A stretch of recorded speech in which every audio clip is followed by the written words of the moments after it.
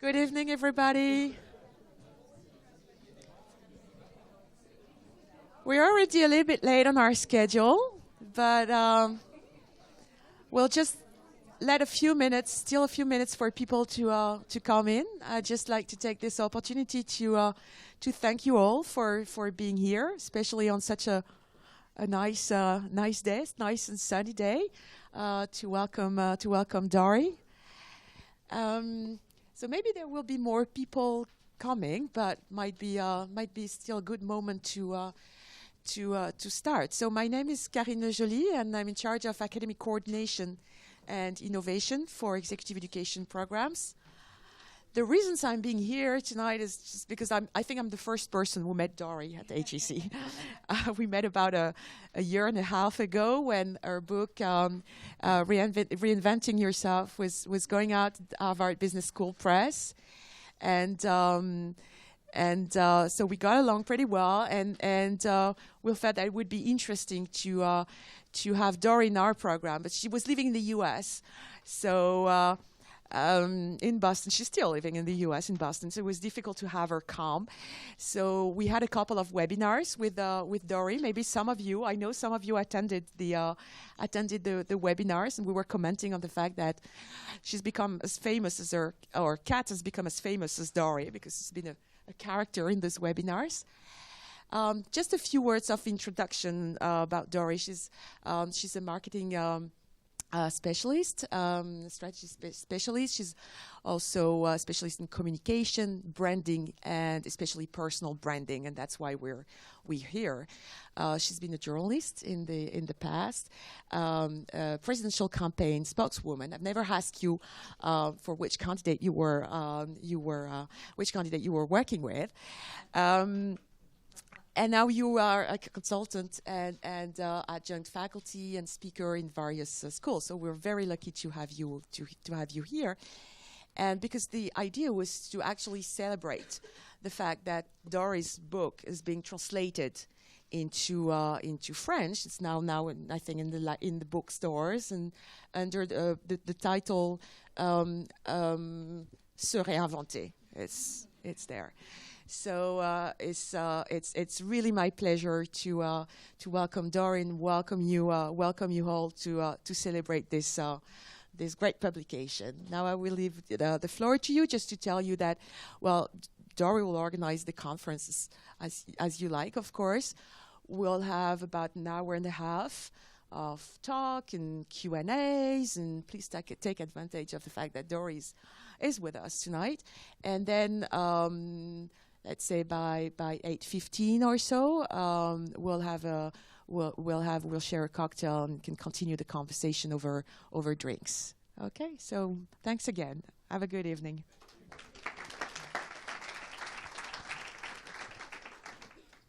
Bonjour, mes amis. Thanks so much for coming out tonight. I'm really glad to be here with you and to talk with you a little bit about my book, which, as Karine said, now has been christened Se Reinventer. So I wanted to start by talking with you a little bit about my own reinvention story. Because, of course, if you write a book about professional reinvention, in my case, I interviewed dozens and dozens of executives who had reinvented themselves to learn about their best practices and what their experiences were. But the initial interest that I had in the topic started from my own experience. My very first job after I finished graduate school was as a newspaper reporter. I was a political writer for the Boston Phoenix, this newspaper, and in fact, this is my very first cover story. I'm down, below the fold, but nonetheless, my story made it onto the cover. I probably have about 20 copies in my attic saved of this paper. And it was a great job, for anyone who's interested in, getting to go to all kinds of events and ask people questions and write. It was really wonderful. But about a year into my career as a journalist, I got a call one day, a very innocent call, from the HR department at our newspaper. And they said, "Oh, Dorie, would you mind stopping by the office before the end of the day?" And you are probably a little savvier than I was when I was 22 years old. But I thought, well, maybe they're changing our dental plan. Maybe there's something I need to sign. But in fact, that was not the case. And when I left the office, I had lost my job. It was just the start of the wave of layoffs that would later come to characterize the news industry. And in fact, between 2000 and 2009, nearly 40% of American newsroom journalists lost their jobs. And unluckily, I was in the vanguard. So it was a Monday afternoon, and all my colleagues were streaming past to leave for the day, and I had to go back to my desk and pack up. But so that was pretty hard. That was pretty sad to lose my first job. And things managed to get, unfortunately, a little worse the next morning when I woke up because I had been laid off, it turns out, on September 10th, 2001. And the next morning, I woke up to a terrorist attack. And for the next 2 weeks, our entire economy was stopped. The stock market stopped trading. Planes stopped flying. And we didn't know if this was a one-time thing or if it was always going to be this way, that we were going to be subjected to more and more attacks. Nobody knew. And so it began to be a little concerning for many reasons, but I began to really wonder, how am I ever going to find another job in the midst of this? So I started freelancing as a journalist for a while. That was good. You know, I liked the entrepreneurial spirit of it, but what I really wanted most was a job at our regional daily newspaper, the Boston Globe. And so I kept hoping that they would hire me on, and I was, writing pieces for them, and they said, "Oh, Dorie, we love you, but they had a hiring freeze. They weren't permitted to hire anyone, and they said, "Well, can you just keep waiting? We'll hire you eventually." That's always good when they say that. But so I actually, a few months into this, of freelancing and really trying to scrape by just making a living, I got a phone call from a gentleman that I had first met when I used to interview him. He was kind of one of my sources when I was a reporter. He was a political consultant. And he called me up. He knew I had lost my job. And he said, "Dorie, I'm doing consulting for a candidate who's running for governor. Would you be interested in being the press secretary?" And at first, I actually said to him, no, thank you, but I really want to stay a journalist. That's what I want to do. The Globe is going to hire me. And so I hung up the phone, and I thought about it. And about an hour later, I called him back. And I said, "Actually, yes, I would like to come in for an interview." And that was really the moment where I began to transition, where I began to realize sometimes the plans that we craft for ourselves, sometimes the vision that we have for our future, through no fault of our own, but through changes in society, through changes in the economy, it doesn't always work. And if we want to really be able to be flexible, if we don't want to look like this every day, we need to have a plan B, and we need to be comfortable exercising that. So during the course of writing Reinventing You, I interviewed a number of people. One of them was this gentleman, whose name is Stephen Rice. He's the executive vice president of human resources at Juniper Networks, the big Silicon Valley company. And one of the things that he told me that I thought was most interesting was the fact that when he is interviewing high-level candidates at Juniper, he actually asks them all a question. He says, "How are you reinventing yourself?" He says if they don't have a good answer to that question, he doesn't want to hire them. Because in his estimation, and I think this is kind of interesting, he believes that literally the baseline skill, the one skill that we have to have that is the foundation for everything else in the modern workforce, is adaptability. We have to be able to reinvent ourselves. Because if you can do that, you can do almost anything. But if you are a person who instead is clinging to exactly what is written in your job description from the moment you were hired, you're going to be in for a rough ride. You're going to be in for some bad surprises. Because even in the course of a few years, your job could change dramatically. But if you are willing to roll with it, if you're willing to learn new things and say, "Hey, why not? I can try that," that is what will make you successful. Certainly in Silicon Valley, where we know things are moving fast, and that's sort of the nature of the game, is that things are meant to move fast there. But I would argue not just in Silicon Valley, more and more around the world. That's how things are done. Things are changing, and we need to be nimble. We need to be flexible. And if we have that, that's one of the core ingredients of success. But one of the things that I discovered, one of the challenges really, during the process of reinventing myself was that, I would meet with people sometimes. I'd, run into them at cocktail parties or other events, and I might not have seen them for a while. And they were always glad to see me, but they would ask me questions and say, so how are you doing? How's that? Blah, blah, blah. And they'd be asking me about something that I was doing 3 jobs ago. They weren't keeping up. And of course, it's not their fault. It's not their job, unfortunately, to keep up with every move that I make in my life. Your close friends, your family, sure, they're going to know. But we all know, right? For anyone who's read The Tipping Point here, for anyone who has studied the work of Mark Granovetter, the sociologist, we know that when we are looking for jobs, for clients, for referrals, it actually is usually our weak ties, the people who are in our network, but not necessarily the people we see every day, who are sometimes going to be the most valuable to us because they know things we don't. They know people we don't, and they know about opportunities that we don't. That's who we need to be reaching. But those, ironically, are the people who are most likely to have a dim sense of who we are and what we can do. So the paradox is, how do we make sure that these people who are on the periphery of our network know who we are today, what we're doing today, where we're heading toward, not some ossified picture of the past, but how do we do that in a way so that we're not having to be obnoxious and be, constantly foghorning about, oh, well, here's how great I am, and here's what I'm doing, and, surely you're interested in this. That won't work too well. How do we do it? Well, for me, the way to bridge this gap is actually, this is what people are afraid of. Not just in France, although I did, to impress you, decide to show off my French here. Even in the United States, believe it or not, there are plenty of people who worry about personal branding.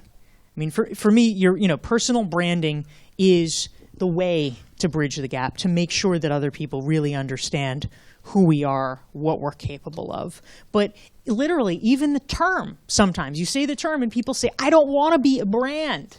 I'm not a tub of toothpaste or detergent. I don't want to be sold like that. Why do I have to do it?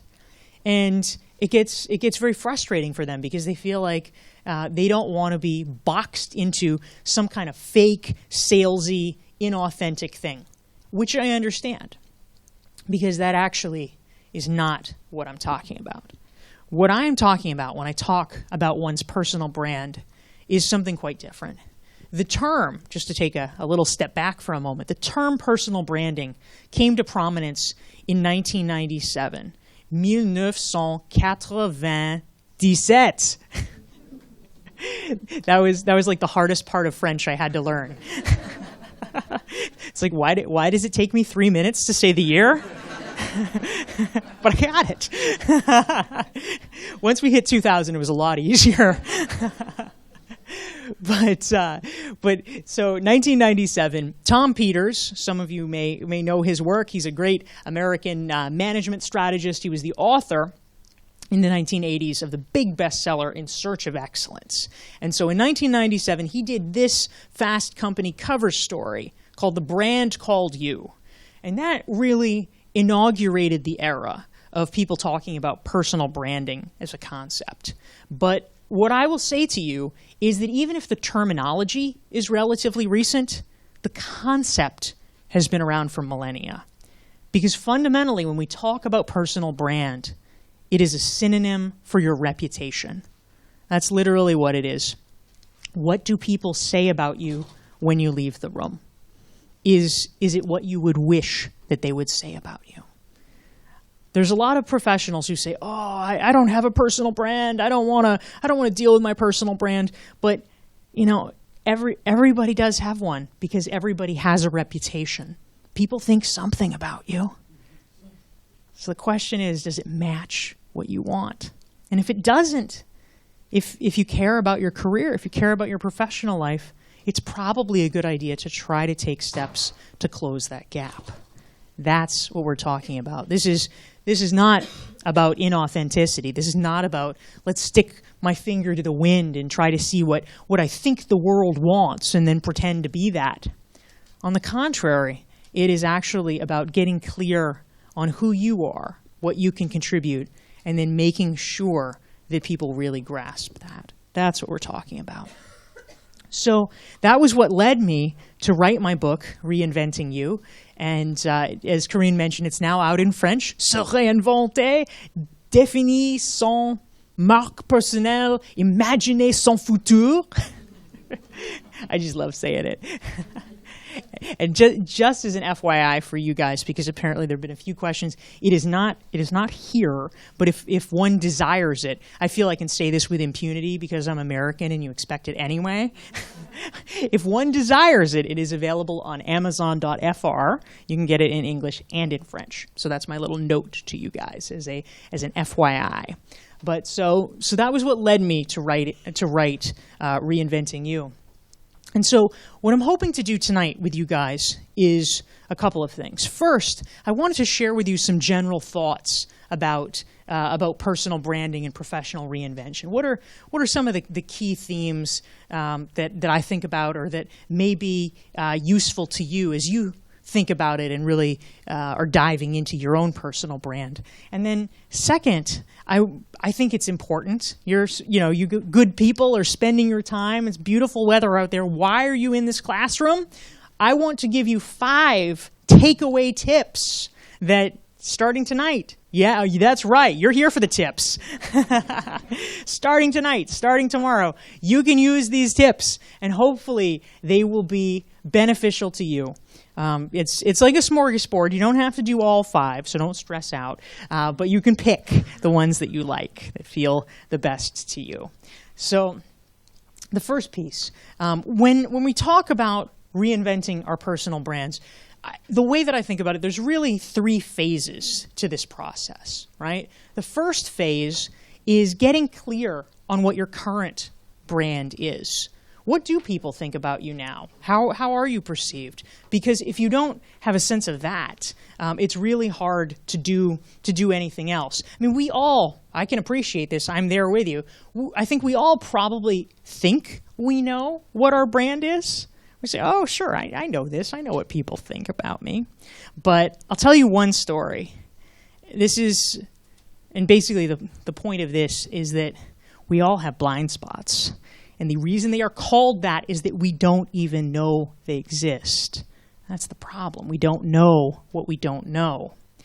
So in writing Reinventing You, I interviewed an executive coach, and she told me about a client that she worked with one time. And this was a guy, one of the very first things that typically happens when you work with an executive coach is that they'll do a 360 interview. And as you guys probably know, what this entails is they interview your boss, your peers, and your subordinates, and they anonymize the results, and they try to get a very comprehensive 360-degree picture of what you're really like to work with.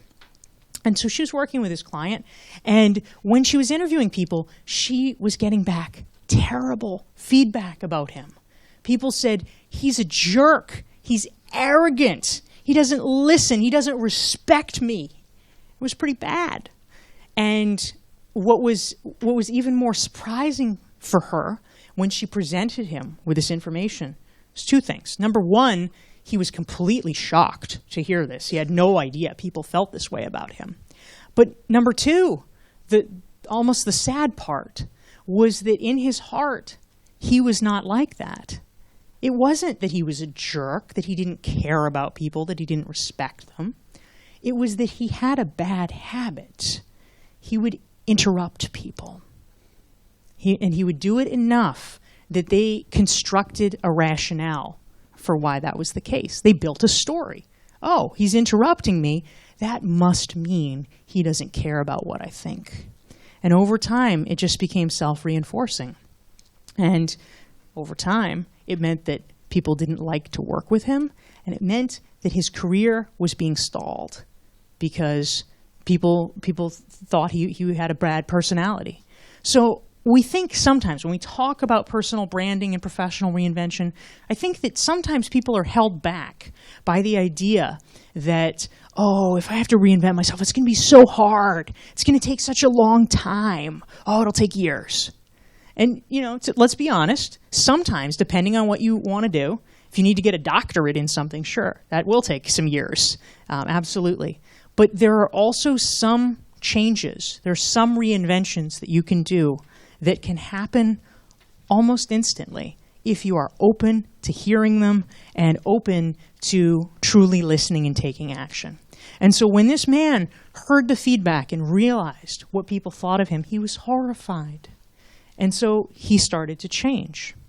Now, it's a habit, so you can't fix a habit overnight, but you can start to correct a habit overnight. You can start to do your habitual thing and then stop yourself and say, oh, wait, sorry, go ahead. And he began to do it enough that within 2 or 3 months, it was like he was a different person. People really noticed, and they said, wait a minute, there has been a change here. He reinvented his brand. So step 1 is really diving in and understanding how you are perceived. And so if you have the opportunity to work with an executive coach, that's great. Absolutely, that's worthwhile to do. If you do not, one thing that I will suggest is you can almost treat it like a parlor game, right? You can ask 5 or 6 of your friends, just go up to them and say, hey, I have a question for you. If you only had 3 words to be able to describe me, what would they be? It's pretty easy. People can tell you in 2 minutes. It's not mentally taxing, but I guarantee you that by the time you ask the 4th person, the 5th person, you are going to see patterns that are illuminating for you. You are going to begin to understand what it is about you that is coming through loudest and that is most interesting or noticeable or meaningful to other people. And that's information that there's literally no way that we can gather on our own. We just don't know. We have to ask. Too few people do, but if you do, and you're open to hearing it, it can be quite powerful. Number 2, as we think about moving forward, as we think about defining our brand, this sort of second proactive element, who do we want to be? How do we want to live our lives? How do we want people to think about us? That question really becomes interesting where we get proactive. And so this is a story of a woman named Joanne Chang who lives in Boston. Today, Joanne is actually one of the most successful chefs in the city. And she owns 4 bakeries and a Chinese restaurant with her husband. But she didn't start out that way. She began her career, she was a math and economics major at Harvard. And like many good math and economics majors, she did the prestigious thing. And she got a job as a management consultant after she finished school. But the only problem, there's some people who really want to be a management consultant, and that is what they love, and that is what they are good at. And then there are some people, unfortunately, in a number of high profile and high prestige and high income professions who do it because it is the thing that people say they should do. And Joanne, unfortunately, was one of those. And she tried management consulting for a couple of years, and she said, I hate this. This is not what I want to do. And so she thought back to the time. She said, when was I happiest? What do I really want to do? What gives me joy? And it occurred to her that when she had been happiest was back when she was in college, and she used to bake cookies for her classmates. She would bake chocolate chip cookies, and she would sell them for $0.25 a piece. In fact, they nicknamed her the chocolate chip cookie girl. That was what she wanted to do. And so to her parents' abject horror, she announced that she wanted to be a chef. But there were only a couple of problems with this scenario. Number 1 was that she didn't know any chefs. She didn't really have any ins here, no connections. Problem number 2 was she also didn't have any experience. She had been busy being a management consultant. She hadn't had time to go to culinary school. Her kitchen experience was baking cookies. there's not a lot to recommend her as a new hire. So for some people, they would have let that stop them.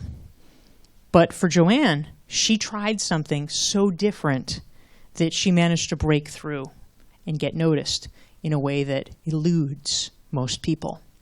This was before the internet. This was, well, not technically before the internet. I think that's been around for a zillion years, but it was before regular mortals had access to the internet. It was 1993. And so she wrote letters, typed letters to about a dozen of the top chefs in Boston. She didn't know any of them. And she introduced herself. She said, "Hi, my name is Joanne. I used to be a management consultant. I want to be a chef.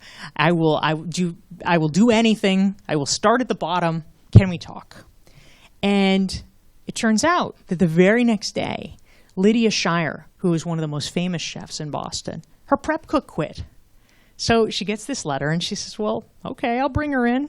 So they headed off, and Joanne Chang gets a job where for the next year, this former management consultant gets paid minimum wage to wash and cut vegetables. But she learns how to do it. And it turns out for the next 7 years, she works for Lydia Shire, learning more and more and more, until eventually Joanne knows enough to be able to launch her own business, her own bakery, which almost immediately upon its launch is lauded in the media as one of the best new establishments in Boston. So today she's our own Pierre Hermé. But what is perhaps most interesting to me about this story is not just that she got hired by Lydia Shire and now she's a famous chef. That's great, but it could be luck.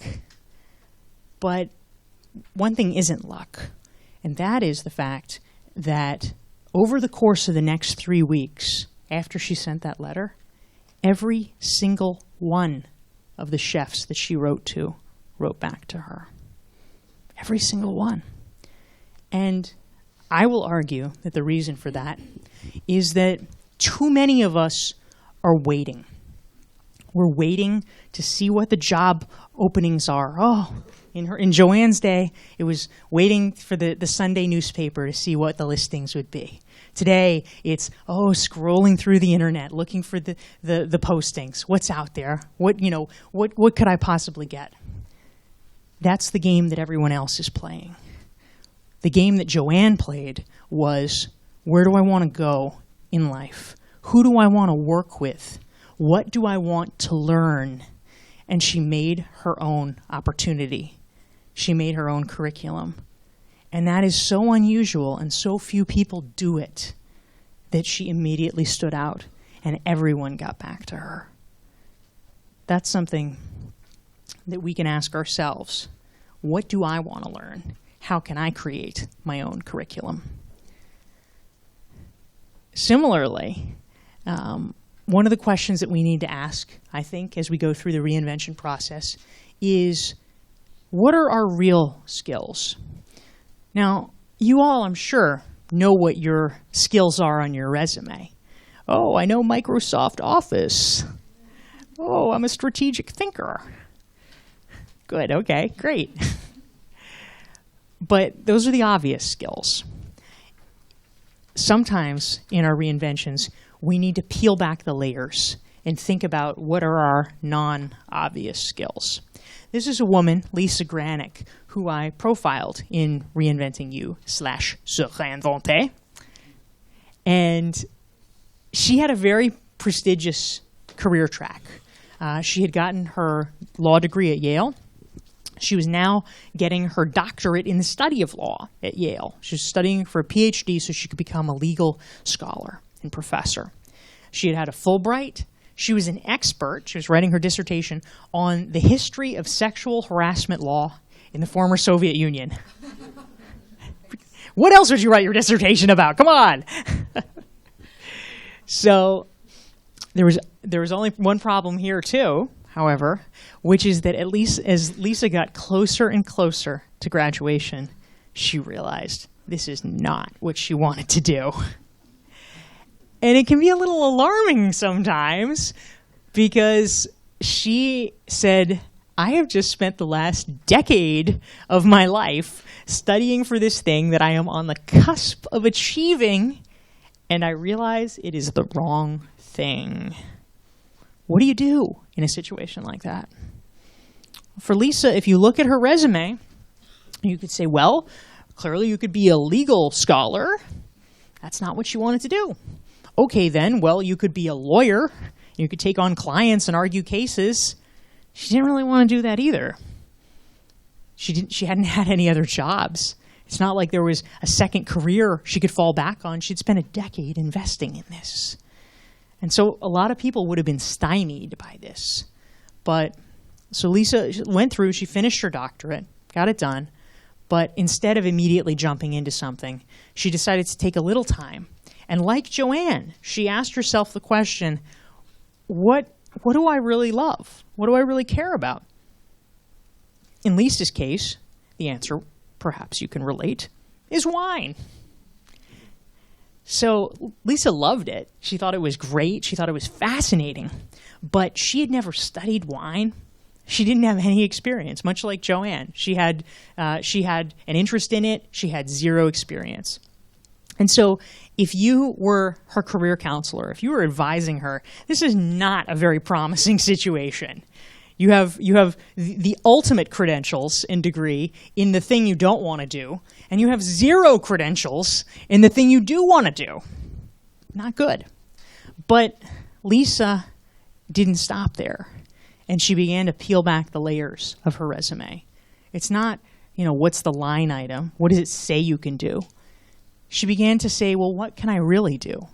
How do you look into the adjacencies? And so she realized that in the course of her legal studies, as is common when you get your doctorate, she had been required to learn several new languages so that she could do research in, primary sources. So over the last decade, Lisa had become fluent in French, Spanish, and Russian, and proficient in Italian. That was pretty good. In fact, it was very good because most American wine experts, tragically, like most Americans, only speak one language. You can guess what that is. And when they're trying to communicate with vintners, with farmers who generally don't speak English, there's a barrier, there's a problem. Lisa realized she actually had a competitive advantage because she could talk with the wine growers in their own language. Number two, it turns out, in your legal training, you are trained, if nothing else, you are trained in how to be an excellent public speaker, how to make a compelling and convincing argument.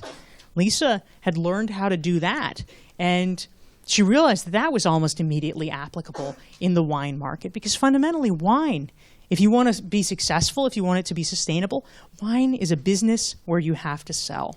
You have a product you have to sell, and you need to be able to convince people why they should do it, why they'll like this, why they should pay premium prices for a given product. She realized she was really good at that. And using the broader definition, looking beyond the obvious in her skill set, she has been able to reinvent herself now with a dream career as a wine expert and as a consultant to foreign vintners that want to break into the United States market. So I ask you, how can you look beyond the obvious in your resume? What are your adjacent skills? But one of the places where we often fall down, one of the places where we often encounter difficulties in reinventing ourselves is in how we tell that story of it. People ask me sometimes, where's the biggest problem? And it's usually here, because we assume that when we're making a reinvention, other people are going to get it. Oh, sure, they'll be able to connect the dots. Well, I used to do this, and so now I do this, right? Obvious. But because, as we were talking about earlier, it is, people they have 1,000 Facebook friends. I mean, we're on Twitter, we're on LinkedIn, we're on Viadeo, we're on Facebook, we're on Instagram. There's too much information coming at us.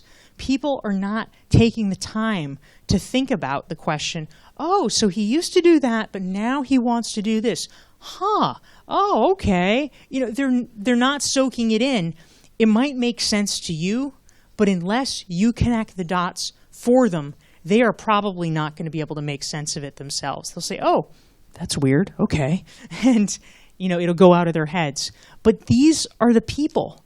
I mean, here's the thing. If you want to be successful in your reinvention, you've got to bring people along with you, because it's your current network, ironically, that, number one, it's the people that you know now that are most essential to you, because they're the people that can help you get new clients, help you get introductions, meet the people you need to meet. They will allow you to flourish in your reinvention. But number two, the challenge is that the people you know now are the ones who are probably going to be most skeptical of your reinvention, right? You go to an event, right? We have a cocktail reception out there. If you go out there tonight, I guarantee you, and I go up and I shake somebody's hand and I say, hi, blah, blah, blah, nice to meet you. I'm an executive coach. And they'll say, oh, great, nice, tell me about that. No one is going to say, no, you're not. But if you try the same thing on your cousin, your former business colleague, your old college buddy, they'll probably say, what do you know about that? Why are you doing that? That's crazy. What about your other job was so secure? Why do you want to try this other thing? And they think they're being helpful. But we need them. We need those people. And so we have to learn to tell the story in a way that they get, so that they're willing to come on board and willing to help us. And so the power of narrative, I wanted to quickly tell you the story of a woman named Libby Wagner, who I profiled in my book. Libby, actually, she's maybe, you could call her the mirror image of Joanne Chang. Libby Wagner was not a management consultant who decided to give it all up and become a chef. Libby Wagner was a poet who decided to give it all up and become a management consultant. Which is pretty great. But partly a challenge for her, as you might well imagine, was the fact that when she started, she was extremely nervous. She was extremely embarrassed about her past, because she thought that if people in the business world knew that she had trained as a poet, that she had an MFA, Master of Fine Arts, that she had published 3 books of poetry, that they would not take her seriously as a business consultant. And so at first she hid. She wouldn't tell people that she was a poet. But that meant that she actually didn't have a lot to tell. And so she kind of came off as a bland management consultant. That's not too helpful. So over time, though, as she got more and more comfortable, she realized, you know what, it's about results. It's not about your past. It's not about having to have this mandatory set of credentials. Where I've come from actually can be a source of strength. And so she began to come out as a poet. And today she has an email newsletter called The Boardroom Poet. That's her Twitter handle too, @BoardroomPoet. And she's actually made language be a cornerstone of her business. Because if you think about it, it turns out that there actually are some real advantages to hiring a poet. If you are trying to communicate with your stakeholders, with your employees, with your best customers, and craft a message that will resonate with them, you might want to hire someone who has spent their life figuring out the nuances of language and what really resonates. So what I have taken from this story, what I will suggest to you, is that sometimes the thing that we're most embarrassed about, the thing that we might think is a weakness, oh, I don't have an MBA, I'm a poet. Well, why will anyone listen to me? That ostensible source of weakness may actually be your strength. You just have to think about how to flip the coin around. What is on the other side of the coin? And how can that actually be a strength that you lead with? We spend too much time worrying about our weaknesses. I mean, you guys are some of the most talented business people in Europe, in the world. You have an excellent education. Ironically, that means that you are probably acutely aware of what your weaknesses are. in my book, I interviewed a woman named Phyllis Stein, who was a former head of career services at Radcliffe, the Radcliffe College at Harvard University. And she told me that among high-achieving people, she's found that it's actually much easier for them to identify their weaknesses, what's wrong with them, rather than their strengths. You ask them about their strengths, they say, oh, but everybody has that. Everybody does that. They don't really. But what I'll say to you is if that's the case, if you have a little difficulty appreciating fully what your strengths are, think about your weaknesses and then say, how do I tell this story so that people understand that the weakness is actually a form of strength? It's the flip side of the coin of this strength. So finally, before we shift into your exciting 5 top tips that you have been waiting for, I wanted to tell you a story that I will, you'll probably be nodding after I start this. You'll be like, oh yeah, that's super American. But this is a story about a guy named Keith Ferrazzi.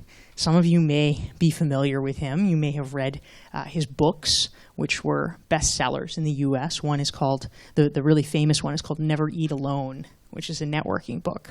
But the way that Keith Ferrazzi came to write these networking books, the way that he got to be considered an expert in this, it actually started for him right after he got out of business school. And so many of you, after finishing HEC, maybe some of you finished and had a similar experience to Keith. He had graduated, and he had 2 job offers, really good job offers. He had one from McKinsey, he had one from Deloitte. And he was trying to figure out, where does he go? Who does he want to work with? Now, there's a lot of criteria that you could use to figure this out. You could say, well, who's going to pay me more money? That's not a bad criterion. You could say, where do I want to live? Maybe one place wants me in one field office, maybe another place wants me somewhere else. That's not a bad way to choose. Maybe one company wants to put you in a different industry vertical and one interests you more. Maybe you think that the company culture is better suited to you from one of these companies than the other. There's a million ways you could decide. But Keith Ferrazzi decided that he would make perhaps the most important choice of his career based on a very different criterion. And it was so unusual and so unique, it became the thing that propelled his career for the next 2 decades. So what he decided to do was he called back the Deloitte recruiter. And he said, thank you so much for this job offer. This is fantastic. I'm considering it very seriously. I love Deloitte. But I feel that it would be irresponsible of me to accept this job without having had the chance to have a conversation with the company leadership, because I really want to make sure that, I understand what the job entails and that it would be a good fit and that, I could do well in this company culture. So I would like to meet with the head of Deloitte Consulting. Now, you guys probably know the context of all this, but Deloitte, this is a very big company. They are hiring 2,000, 3,000 entry-level employees per year. It is insane for a junior-level person like Keith Ferrazzi to demand to meet with the head of Deloitte Consulting. It is, in fact, preposterous. No sane person should do this. But because it was so insane, he was the only person who did ask. Now, the head of Deloitte Consulting would never accept 3,000 people's invitations to dinner. He wouldn't have time. They'd say no to them all. But because only one person asked, they thought it was bizarre enough and intriguing enough that he said yes. So the power balance shifts, and they have dinner. And Pat LeConto, the head of Deloitte Consulting at the time, he spends the whole evening courting Keith, saying, oh, Keith, you should join us. You'll love Deloitte. This will be fantastic. Really, you should pick us. So Keith is sitting there in the catbird seat. And at the end of the night, he says, Pat, thank you so much. I've so enjoyed spending time with you. I would love to accept the Deloitte offer, and I want to do so with one condition. So, is it a bonus? Is it a special assignment he wants? No. Those would be things that might be a little tough to grant. Keith Ferrazzi was smart enough to ask for something that would be easy to say yes to, but also perhaps the most powerful thing that he could ask. That was, he says to Pat Loconto, I will accept this job on the condition that every year, once a year, you have dinner with me in this same restaurant. That's not hard. One night a year. What's dinner? $100? No problem. Sure, Keith. Sure. And he signed on the dotted line. What this means, however, this simple request, as you guys know, is that out of an entry-level class of 3,000 people, there is only one that has a direct connection to the top.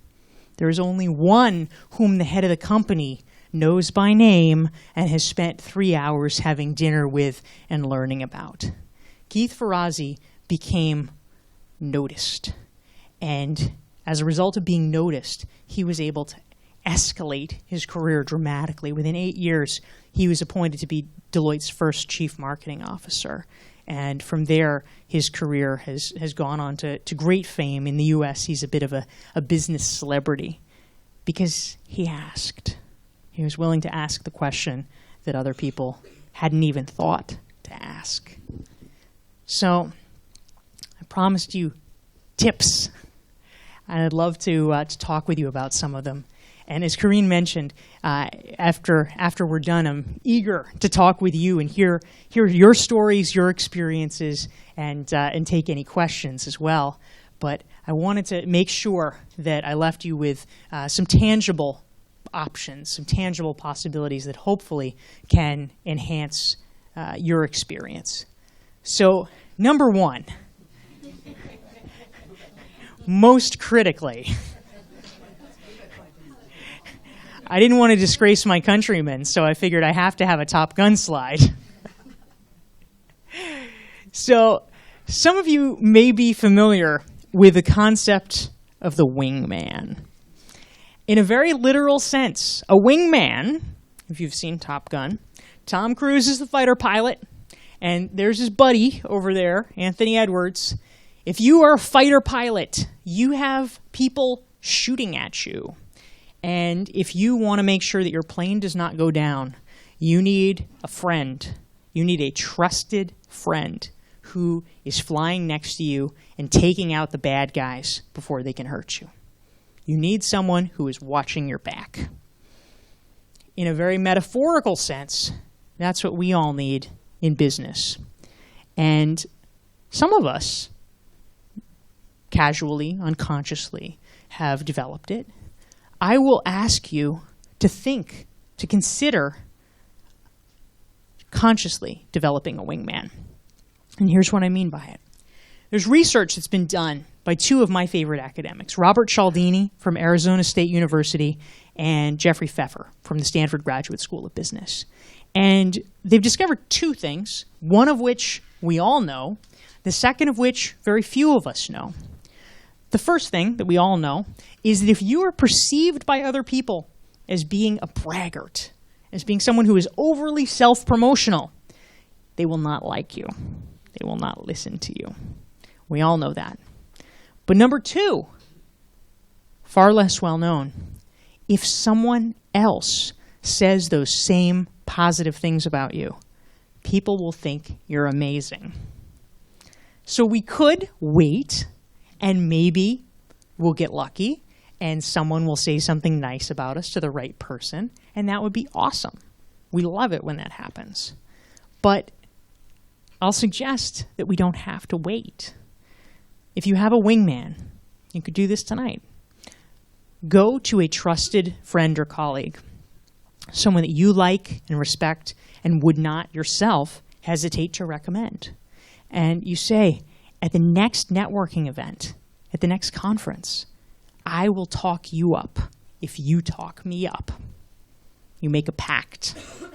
And this is going out to those of you in the room who feel uncomfortable, who feel a little nervous, a little queasy about the idea of personal branding. Because if you are nervous about this, this is for you. You are not doing any self-promotion. You are helping shine a light on your friend, which is probably, hopefully, what you want to be doing anyway as a good friend. Looking for opportunities to help raise awareness about great attributes your friend has, recent projects, recent awards. Oh, my friend Daniela is she's too polite to tell you this, but let me just tell you about the great things. You do that. You have a wingman, and all of a sudden people take note. Oh, I didn't know that. That's so interesting. Tell me more. Wingmen can be tremendously powerful. So tip number 2, citing a little bit more academic research, because you are an academic crowd here, you HEC superstars and Triumph superstars. Ronald Burt is a sociologist at the University of Chicago, and he has done research into the nature of networks. And what he discovered, perhaps you know this from your own personal experience, is that in literally almost every organization, this is basically human nature, there are silos. There are gaps between people in communication. This department doesn't talk to that department. This field office doesn't talk to that field office. Headquarters doesn't talk to anyone. There are gaps. But in the gaps lies opportunity. Because if you can be the person who is the dot in the center, if you are the person who bridges those gaps, you can make yourself invaluable. Because you will have access to knowledge and information and best practices that other people do not. And, you may listen and say, okay, I get the idea, but doesn't that sound complicated? How do I bridge structural holes? But it actually, interestingly, is not that complicated. Probably my favorite example of this is I have a friend who worked at a large research hospital. 1 million branches, 1 million employees. It would be impossible to get to know every piece of this organization. And it was, in fact, very siloed. But she made a pact with herself. She said, every week, 1 hour a week, I am going to ask a different person from a different department to lunch. That's all she did. But if you think about this, in your own life, the difference that it would make at the end of a year to have 50 new contacts throughout your organization, 50 new people, where if you needed to get something done and there was some inexplicable holdup, you could call someone and say, hey, what's going on over there? Who should I talk to? And you get the wheel greased. 50 new people where if there's a problem, a barrier, a blockage, you can call them and say, well, what did you do? You seem to work this out. Can I borrow that? If you do that, that is how you become known throughout the organization, build connections throughout the organization, and become invaluable to your organization. That's number 2. Number 3, success as epitomized by a man with his dog and his Bentley. This is Alan Weiss. He is a consultant in Rhode Island, and I interviewed him for Reinventing You because he told a really fascinating story that I think, for me, was very illuminating. For all of you. I mean, we all, from the time we were little, have been told that it is a good thing, it is a valuable thing to have leadership roles, to be a leader, to take on leadership positions. We all know this. But the trouble is, we don't always know why. And Alan Weiss's example shows why. In the mid-1990s, so 20 years ago now, Alan Weiss was the New England chapter president, a regional chapter president of the National Speakers Association. So this is the group for professional speakers. And this is a volunteer position. And when he decided to take it on, he figured that he would probably make less money in the years that he was going to be president, which makes sense because he's a solo consultant, right? So if you're spending more of your time volunteering, you're probably spending less of your time marketing. You're probably spending less of your time servicing clients.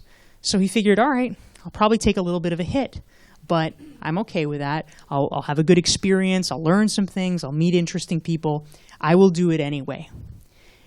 What he learned, on the contrary, however, was that during those 2 years that Alan Weiss was the regional chapter president of the National Speakers Association, he earned an additional $250,000. Maybe, what is this, 175,000 extra euros 20 years ago? Directly from his role as being the regional chapter president. The reason for this, he learned, is that if a reporter wants to talk to anyone in the group, they want to talk to the president. If someone can't take a job and they need to refer it to someone, they refer it to the president. There is a power in leadership that comes from a psychology concept known as social proof. Social proof basically says that as humans, we look to other humans to figure out how we should behave in a given situation. If me and my friend are staring up at the sky for no reason, you walk in, you're probably going to say, "What's going on?" And you're going to stare up at the sky too, even if I am doing it merely to trick you. As humans, we look to other people. And if you are a leader, if you are the elected leader of an organization, your peers have endorsed you. With that social proof, people say, "Oh, he must be good. Sure, I'll send the business to him." And it dramatically accelerated his success, both financial and otherwise, even though he was spending less time with clients, even though he was spending less time marketing. And so the upshot of this, if you want to establish a powerful brand as a leader, if you really want to reinvent yourself into a new identity, don't join 10 groups and say, "Oh, well, I can meet so many more people if I'm in 10 groups." Join 2 groups and become a leader in those groups. Invest your time, because there's certainly more work if you are the leader of a group compared to being a garden variety member. But there is exponentially more benefit to being the leader of those groups. There is a power in being the person at the front of the room rather than the person in the back of the room whispering and trading cards. Become a leader. Focus and take the reins. Number 4. This is a gentleman named Gary Vaynerchuk. I don't know if you guys have heard of him. He's kind of big in the U.S. And what I like about his story, he is the son. He did not come from great privilege. His family immigrated from Russia. His father owned a liquor store, and in New Jersey. And so in the late 1990s, his family goes to Gary, says, "Gary, you're young. You should know about this internet thing, right?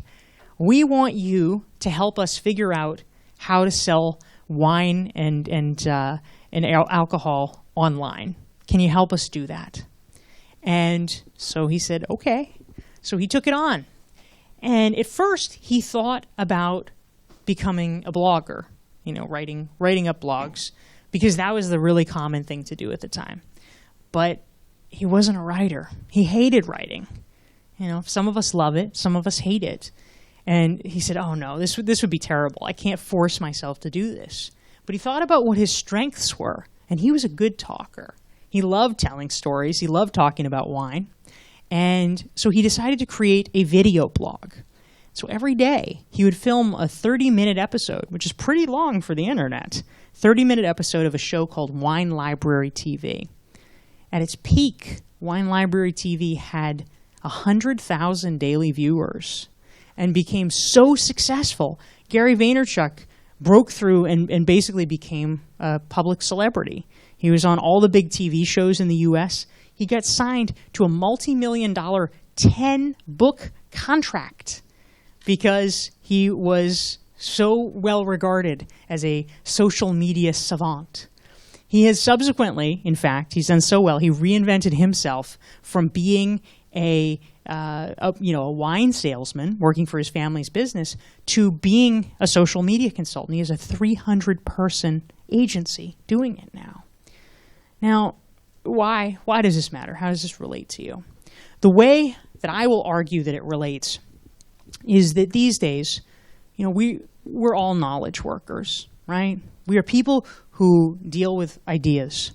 And the trouble with that is that unlike if you were an artist or if you were a cabinet maker, there is not usually a tangible thing that people can look at to say, oh, that's wonderful, you're really good. How do I know if you're a good marketer? How do I know if you're a good project manager? Unless I've worked with you directly, I probably don't know.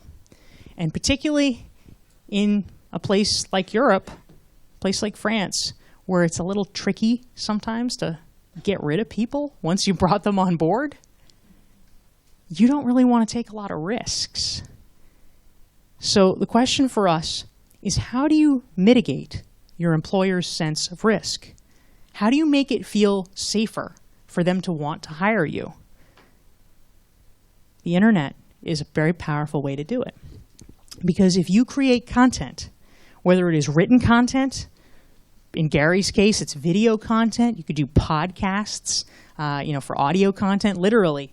Video and audio, I mean, this used to be expensive. This used to be stuff, I can't do that. That costs hundreds of thousands of dollars. No, you can do it now with your telephone, which is almost embarrassing how easy it is. You can become a video blogger or a podcaster with your smartphone. Creating content, getting your ideas out there, is a way for people to test drive you. It is a way for them to learn how you think, to become more comfortable with who you are as a person. What do you like? What's your personality like? Would you be good to work with? Are you smart? Do you have interesting ideas? Do you have a good take on the issues of the day? Are you somebody who stays current with trends? Even if it's something, even if you say, oh, Dorie, I don't even want to create content. That's not my thing. Guess what? Even if you do something as simple as creating a Twitter feed where you don't even create anything of your own, you just retweet things that you think are interesting, even that investment of 5 minutes a day can be valuable for you because it shows in your curation that you are somebody who is following things, who's keeping up with the times, who knows about your industry, and who has a point of view. That can be a very powerful way to differentiate yourself. Fifth and finally, some of you may recognize this guy. Some of you have maybe even been to his shindigs. Klaus Schwab, head of the World Economic Forum. Now, Klaus Schwab, you may say to yourself, where did he come from? How did he come to start something that has become such a cultural icon that you can get Angela Merkel and Angelina Jolie under the same roof? Not a lot of people can bring those folks together. Klaus Schwab has been able to do it. How did this happen? Was he a billionaire? Was he aristocracy, royalty? How did he do it? But Klaus Schwab was a business school professor. And 40 years ago, he asked a question. He said, wouldn't it be great if there were a conference that every year talked about the state of the European economy? And he tried it. He launched it. And over time, it became the thing that is now the World Economic Forum, the cultural phenomenon that is Davos. So it might seem a little far-fetched, a little bit of a stretch to say, well, okay, what do I have in common with Klaus Schwab? Where are you going with this story? But I will say to you that there is power in starting something. It doesn't have to become Davos tomorrow, But there is power in being a founder. There is power in starting something. And I will tell you the story as we conclude of my friend Robbie. This is Robbie Samuels. He lives in Boston. And Robbie, like many people before him, noticed that in the nonprofit community, just as Ronald Burt predicted, there are silos. People were not talking to each other. Different types of organizations were not talking to each other, even though there was so much that they could learn from each other. They could share best practices. They could avoid reinventing the wheel. But they were too busy. Too many meetings. Just didn't do it. So he said, well, how do I solve this? What do I do? And he realized that if he wanted to bring people together, he would have to create something fun, something that people would actually want to do. And so he launched a club, an organization, free. He called it Socializing for Justice. And every week he would send out notices. And a couple of times a month they would have events, free events. Bowling for justice, cocktails for justice, trivia night for justice. And the goal was to bring together nonprofit advocates and their friends just to have fun. But in the process of having fun, they were able to meet each other. They were able to make friends. They were able to start dating. And in the process of doing that, it broke down the silos. And in a roundabout kind of way, by osmosis, it broke the silos and it strengthened the nonprofit community. And so Robbie became an organizer. He became a convener.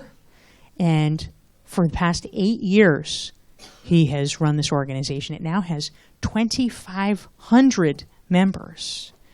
And so I ask you, if you had 2,500 people in your community, peers in your field, in your region, who knew your name, who had come to your events, and who knew every week they would get a message talking about all the cool things that you were helping to organize on their behalf so that they could meet people and have a good time, what would that do? You have to give before you get. And Robbie has been doing that for 8 years, helping to add value to other people and to build a stronger community. And so today, if Robbie needed anything, if he needed a job, if he needed connections, if he needed introductions, you have 2,500 people that would be fighting with each other to try to help him because he has deposited goodwill into that favor bank. If you want to build a powerful brand, if you want to build a network, if you want to be known for something, start something. And you are absolutely known for that. What you start becomes your brand. So those are 5 strategies. Hopefully some, at least, will appeal to you. And I hope you'll be able to try them out and start and begin to make a difference and really take control of your personal brand and of your reinvention. Because we all, these days, need to reinvent ourselves. As Stephen Rice said from Juniper Networks, it doesn't have to be a huge reinvention. It's not that we all have to change careers, although some of us might want to. But even if you love where you are today, even if you're in exactly the right place, the world is moving fast enough that if you stay still, you will fall behind. We need to reinvent ourselves every day in small ways so that we can stay in front of the curve and keep succeeding. And that's my hope for you. So thanks so much, and I look forward to hearing your questions. Thanks.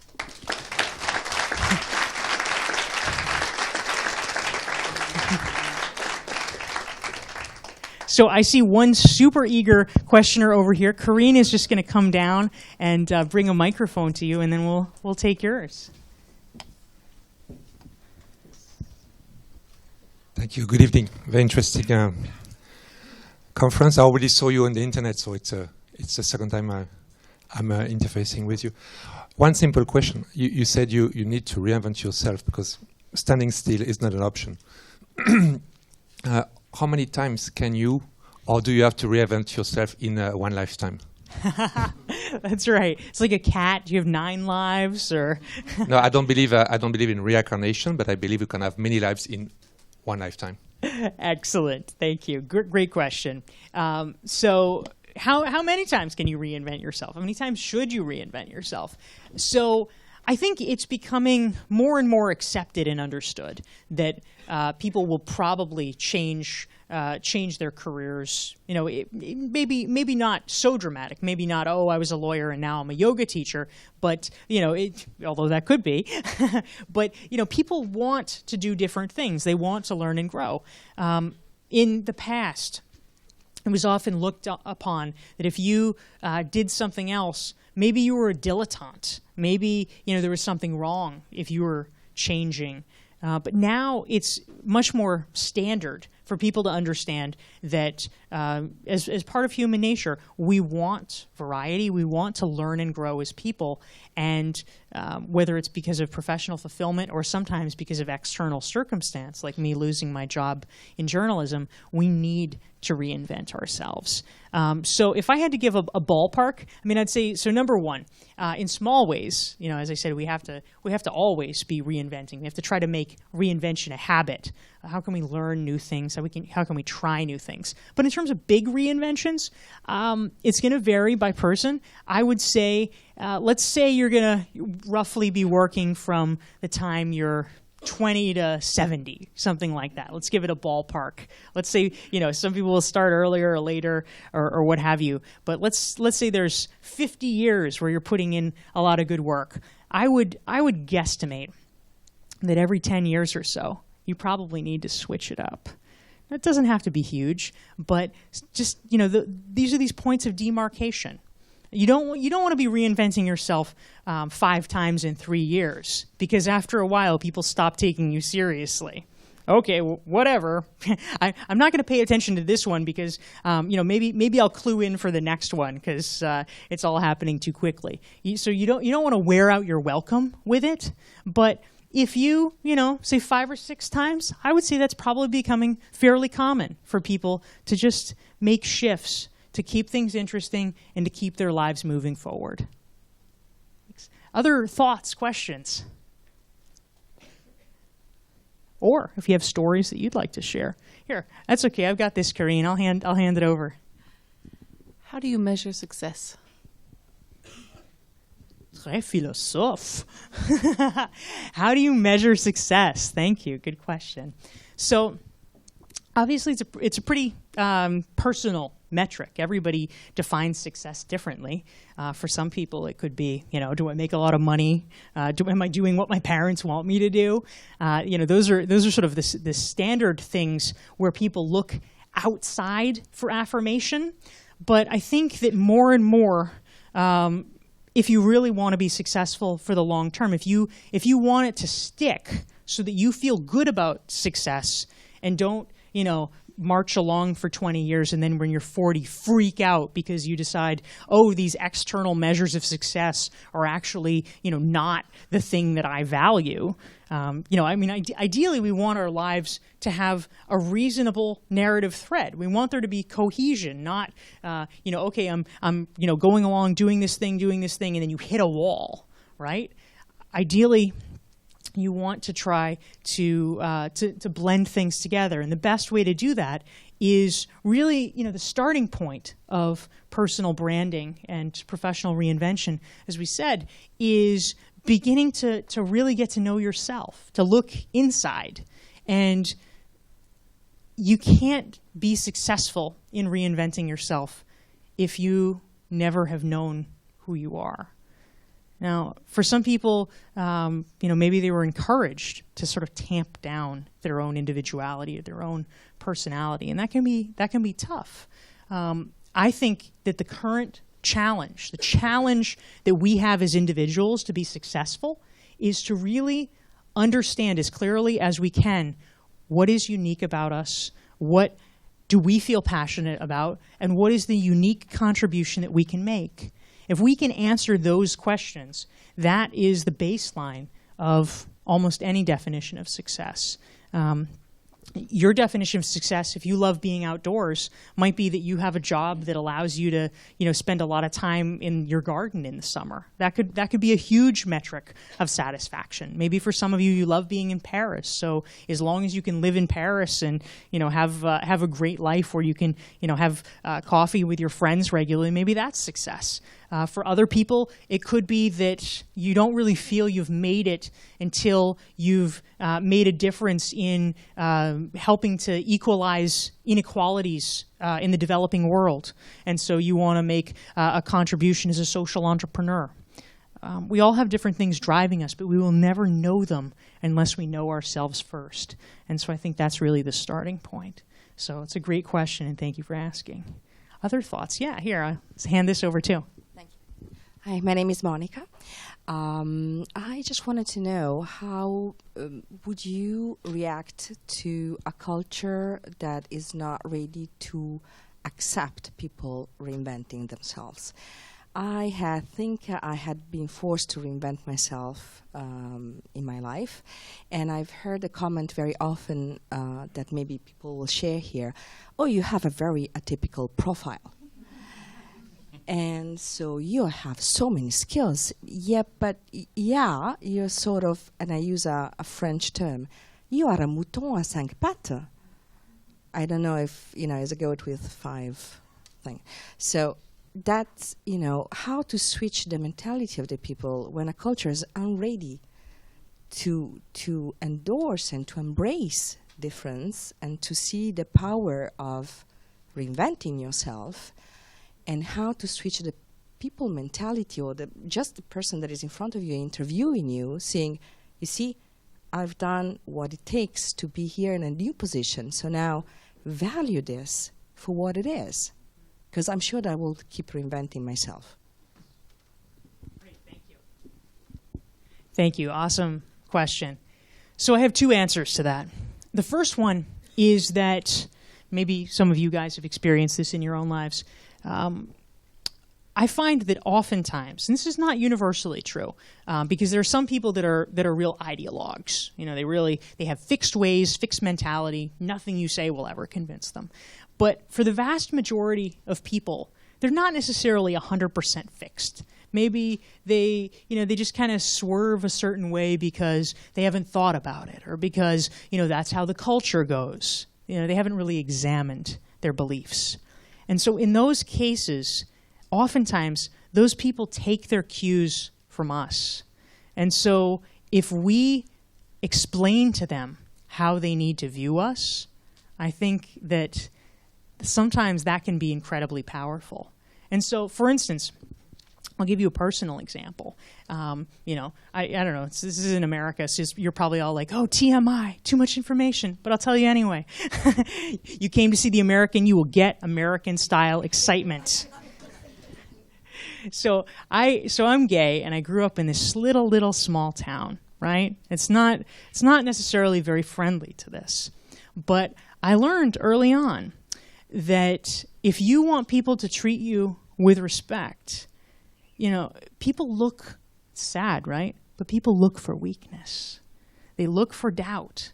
And when you approach the world like, oh gosh, I don't know if this is okay, but, I'm gay, but,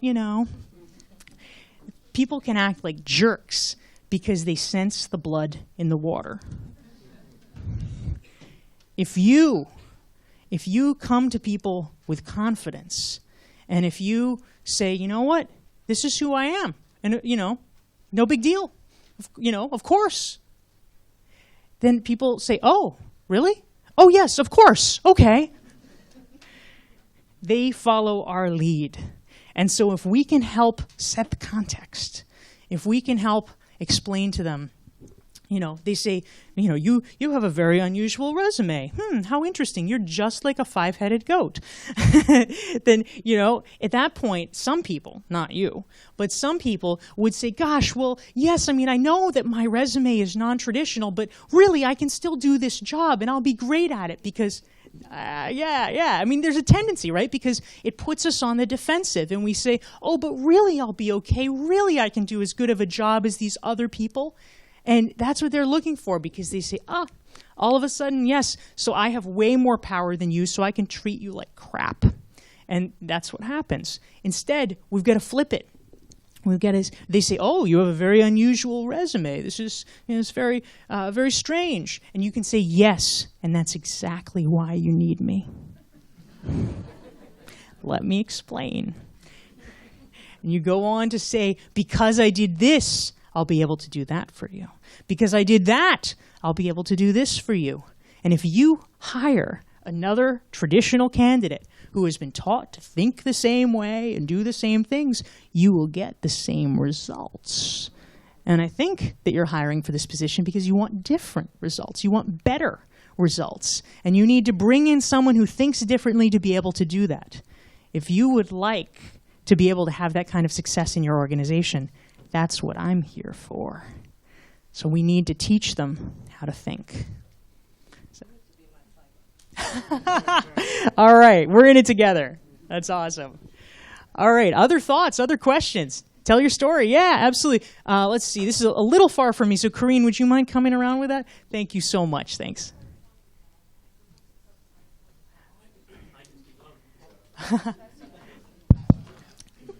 Okay. Oh, you're running. Thank you. Oh, appreciate it. Thanks. Thank you. You mentioned about the second point where you said make yourself as a hub. So I'm just thinking from a leadership perspective, you always think about when you make yourself a hub, you might also become a bottleneck somewhere in the organization that everybody's trying to reach you and you might get stuck somewhere. So how do you relate this? Either you become a hub initially and then you have reinvented yourself.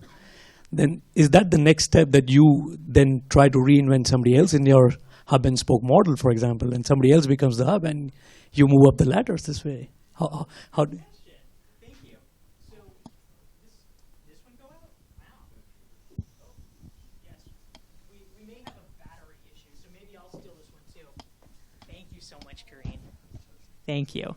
Yes. So hub and spoke model. If you are the hub, what if you're a bottleneck? Does that cause problems? Great question. So I want to differentiate. When I talk about becoming a hub, I don't necessarily mean a hub of decisions or a hub of power, although it's certainly good to have lots of power. What I mean is a hub of information, a hub of connections.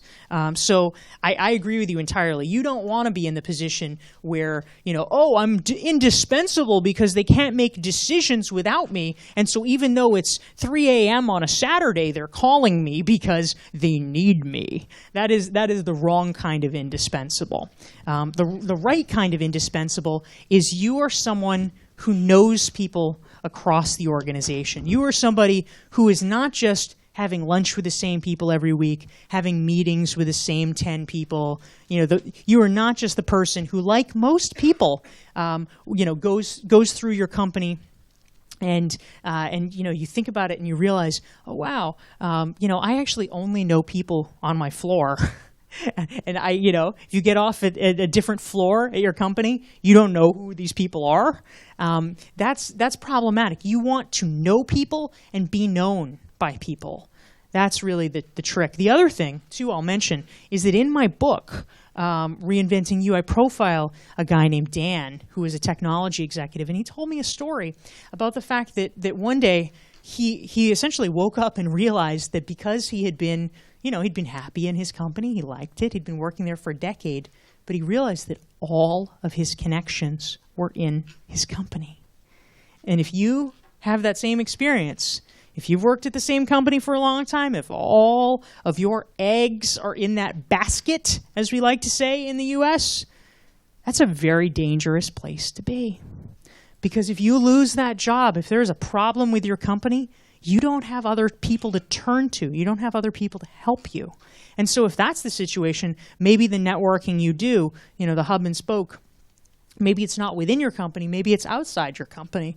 And so Dan started a campaign. He was a tech guy. So once a week, he would do breakfast. He'd have breakfast sometimes with his employees or his colleagues, but other times he'd have it with venture capitalists. Sometimes he'd have it with other people at small startups. Sometimes he'd have it with technology writers. And he would do these things so that he was well plugged in and positioned in the industry.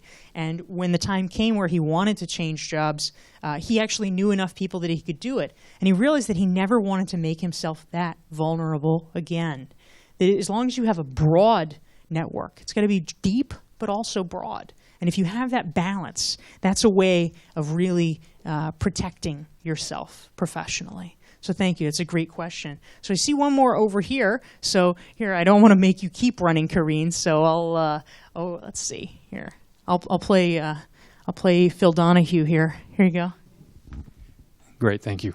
In your book, you do a outline of people and how they reinvented themselves. In the book, you give strategies to mimic their successes. If you had to pick out the say maybe 2 or 3 reasons why people thought they could not reinvent themselves, these perceived barriers that maybe really don't exist, what do you think they would be? Thank you. Great. So the question is about perceived barriers to reinvention. Why would people say they can't reinvent themselves? Well, one really common one, to answer your question, is age. I get that all the time. Oh, I would reinvent myself, but I'm too old for that. I was doing this event at the Harvard Club in New York, and it was like a book fair, and so I was sort of standing there, and so a woman came by, and she's flipping through my book, and she opens it, reads the cover, she slams it down, and walks away, and says, "I'm too old for that." Okay, then. But one of my most popular blog posts, actually, for the Harvard Business Review was called "Reinventing Yourself After 50," because the truth is, you're not too old.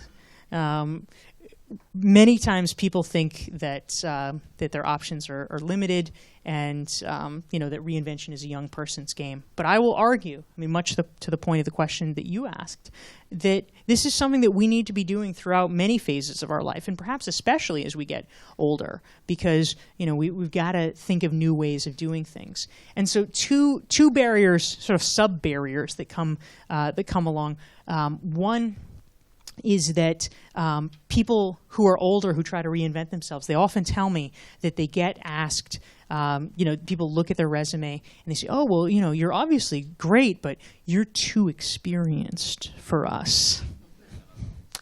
So as you were asking the question about, like, well, okay, if you don't fit the ideal profile, the platonic ideal that people have in their mind, what do you do? And if you are too experienced, clearly you are not matching their expectations. How do you handle it? And so in that case also, you need to control the dialogue. This is something that I learned when I worked on presidential campaigns, right? Is that if somebody else is delivering the message about you, it's probably not going to be as good as you want it to be. It could be inaccurate. It could be deliberately inaccurate.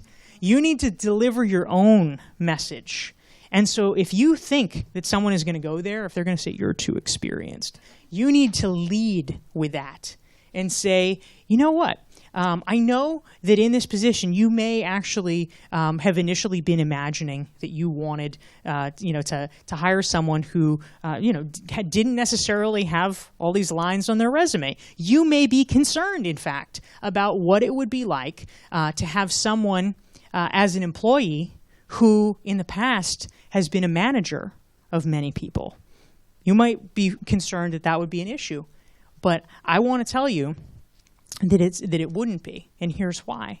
And you go through, maybe you explain, you know what, I will actually be a better employee because having been a manager, I know what the pitfalls are. I know what the problems were that I faced, and I'll be aware of them so that I can do a better job. I have been a manager, and I know enough to not want to be a manager anymore. I will be entirely happy in this position that I'm in right now. And unlike someone that is perhaps going to be coming in and bucking for your job, I want exactly this job. That's why I'll be the best employee. So you set the tenor of the discussion. The second thing that I hear from people who often say they're too old to reinvent themselves is a caution, a hesitation, sometimes a lack of willingness to learn social media. They say, "Oh, I need to do all this technology, but I don't want to learn it. I can't learn it." And couple thoughts about that. One, I would push back on it because I do think it's true that having an awareness of social media and a comfort with it has become mandatory in today's workplace. I really do. But number two, I mean, just as in the early days, we go back to 1995, right? If you wanted to have a website, you needed to learn HTML or CSS to have a website. You had to be a programmer to have a website. Now, if you want to have a website, you need to know Microsoft Word, and you can basically get everything that you need done. Everything else is self-explanatory. And so all of these technologies have become, literally plug and play. I think many people overestimate the complexity of it. And there's so many ways now, whether it's, grabbing a friend and doing a tutorial, or there's even, there's a couple of sites. One is called Live Ninja, great name. One is called Clarity.fm, and you can actually hire experts, for however much an hour, and you could hire a social media expert to train you, to tutor you. I think we need to really rethink our models of education. If you want to have a broad-based business education and a brand that's going to lift you up, by all means, get in EMBA, go to HEC, go to Triumph. If you want to learn one little thing, if you want to learn how to use Twitter, you don't just stop because you say, well, I didn't learn that at school. You say, you know what? If I can pay someone $50 to be on a video conference with me for an hour so that I can do this, so that I can become a part of our discourse in society, that's a pretty good investment. We need to get into the mindset that we need to learn how to invest in ourselves regularly. That's reinvention as a habit. If we don't know something, we don't wait for someone to teach us. We don't wait for someone to tell us we have to do it. We go and do it. That, I think, is the secret. So great question, and thank you. Korean, how are we on timing?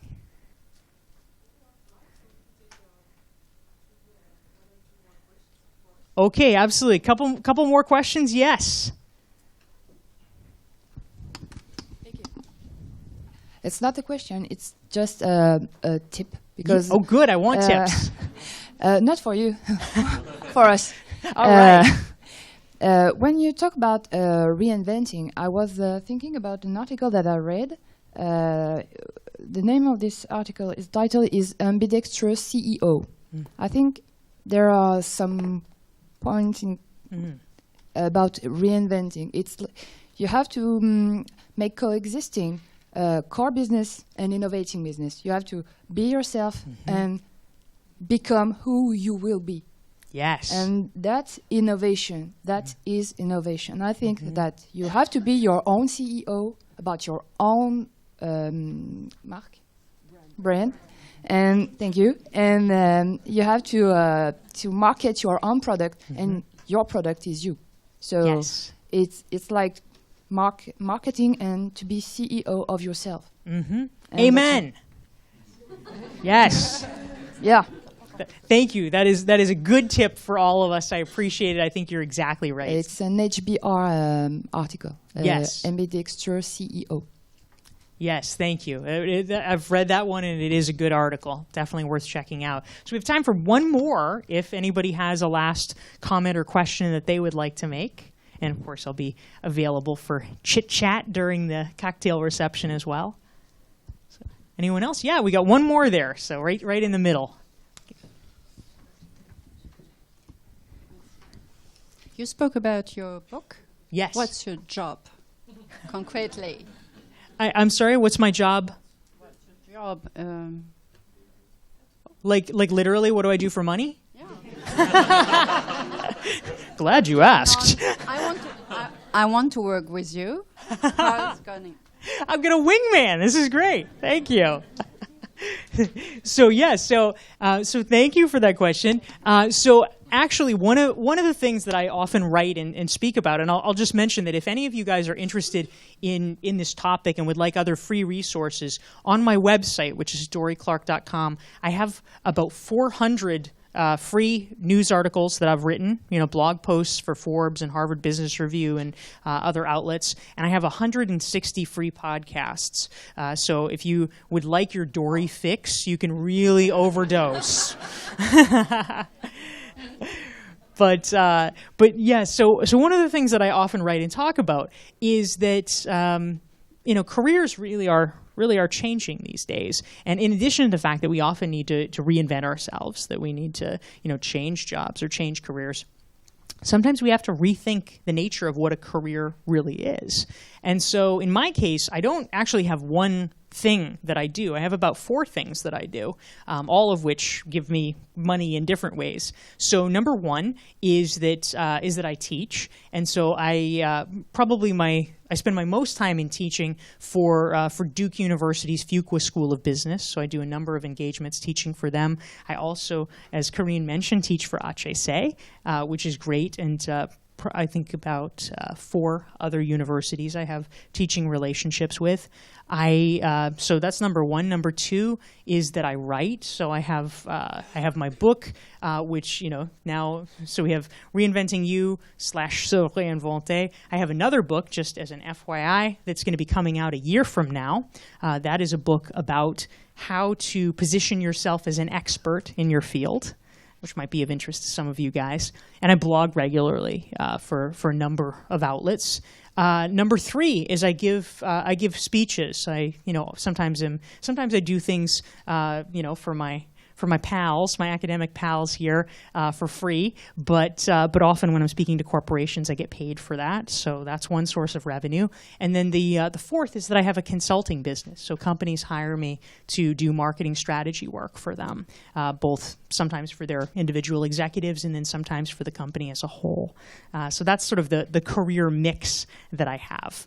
So thank you for asking. So folks, I'm really looking forward to having the opportunity to speak with you at the event. As I mentioned, if you're interested in the book, it's on Amazon.fr, and there's millions of free things on my website. I'm also on Twitter, if you're a Twitter fan, @Dorie Clark. So you can message me there, and have a great evening. So thank you. Thank you very much.